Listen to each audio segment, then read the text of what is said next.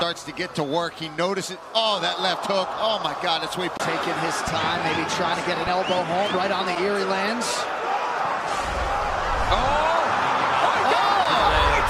UFC 308 didn't fail to deliver. Man, that was some crazy stuff. I mean, it's a sad night for UFC fans, for old school MMA fans. It's an end of an era. It's an evolving game. It's a new age. Max Holloway just got finished alongside with Rob Whittaker. All right, let's get to it, man. So on the main card, Ilia Topuria knocks out Max Holloway in the 3rd round. That was a tough one. My predictions was right and it ended the way it is. It just took a little bit longer. I thought he would have gotten it done in the first few rounds, 1st and 2nd, but Max Holloway proves his durability. You know, his toughness has always been one of his key assets in his fight game, you know, his durability. But at the end of the day, if he's been fighting for so long, I mean, we see this with, you know, I don't know, old fans may know him, Mark Hunt, Chuck Liddell, Rampage Jackson, guys that in their prime that could take bombs and would still stand there and trade with you. But you know, this game isn't, it will crack you eventually. Your chin, you know, once it's been cracked open, it'll just keep on getting worse and worse, and it's not something you can get stronger. You know, your chin isn't something you can train to be better and stronger. The more you get hit, the more chances of you getting knocked out. Ain't no one tough in this game. Like, no matter how good your chin is, eventually if you keep on getting cracked, it will give out one way or another. And that's what happened with Max today. Take nothing away from Ilia Topuria. He's got prodigious power in both hands, which makes him so dangerous. So that plays a part as well. But Max going to war with Volkanovski, I mean, Dustin, it didn't help him any. But there is a time in the season for everything. And Max is, you know, time's up. Doesn't mean he can't keep and continue fighting. You know, I'd like to see him have, you know, a few more fights just to, you know, towards the tail end of his career, and hopefully he gets fed, you know, good fights for him, good matchup. But the new younger generation of champions, as we saw with, you know, Volkanovski and even now Topuria, he's getting washed away by the new wave of fighters, new wave of champions. And this game of MMA, especially in the UFC at the highest level, it's a constantly evolving game. And it's through the doors of, it's this revolving door that just continuously gets the best of the best. And every single time it evolves. And that's just the nature of the game. So let's actually go deeper into how the fight happened, you know. Credit to Ilia Topuria, El Matador. Man, this guy is something special. He's a superstar in the making. If he's going to be bigger than Alex Pereira, it remains to see. Only time can tell. But he's got everything. He's got the charisma. He's got the knockout power, and that's really the most important thing. Like, people just want to see knockouts. Submissions, great. It's the most dominant thing. You know, wrestling is the most dominant thing, and then submissions with jiu-jitsu. It's great, you know, and it makes you a champion, and it's better than everything. But at the end of the day, this is the fight business. This is the prize fight. This is prize fighting, and people want to see knockout, and this guy can deliver that. And really, knockouts are like the golden buzzer. It's really the main selling point in fights. When you can see knockouts, you're like, whoa. So this guy's got everything. He's a superstar in the making. And he stayed true to his words. He said, first 10 seconds, I'm gonna stand, I'm gonna point to the ground, offer you to stand and trade. But like Max said, he's the BMF for a reason. He does it in the last few seconds of the fight. You know, when you're tired, when you ain't got nothing to give, that's when you push hard and you tell him, you know, toughen up, bite down, and go to war. But you don't go to war in the first few seconds. And so he was just like, you know, waved his hands like a matador, teasing Topuria as well. So it's all fun and games. Once the fight starts going, you can see the levels of striking. Now, there was a point where Max Holloway against Yair Rodriguez and all the other fights that he had, where he was taunted as one of the best boxers and strikers in the game. And at one point that was true because of his volume punches. Max was never really the most technical in terms of his like skill set in boxing. He wasn't explosive. His counters wasn't really on point, but he had great movement, continuous punches. And you know, he was a long range, and he's a volume puncher. He's not a concussive puncher, he's a volume puncher. That's what made a lot of his success in his striking. But now you can really see the levels.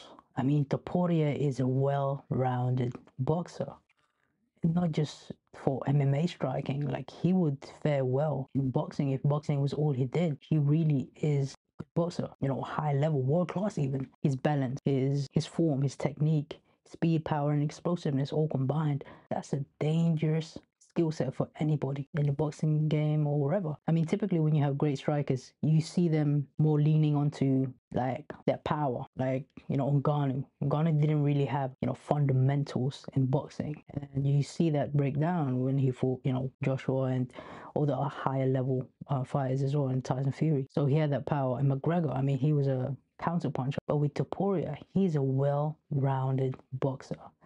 He strikes, he's good in his offense. He is someone that can, you know, put the combinations in 1, 2, 3s, 4s, and 5s, and he can really set them up too. And he can also fight on the back foot, like counter punching, which makes him so dangerous. Like his punches, he doesn't just come at you. It comes at you even when you're moving forward. It's not just bap, bap, bap, bap, coming in. It also coming back. You have to worry about it. So you always have to be cautious about his, you know, punches. The first punch that set up everything, that stunned Max for the first time, like really stunned him. I mean, even McGregor couldn't do it. It was a latch hook. It wasn't a hook that he really intended to land. He latched onto Max's jab hand or rear hand.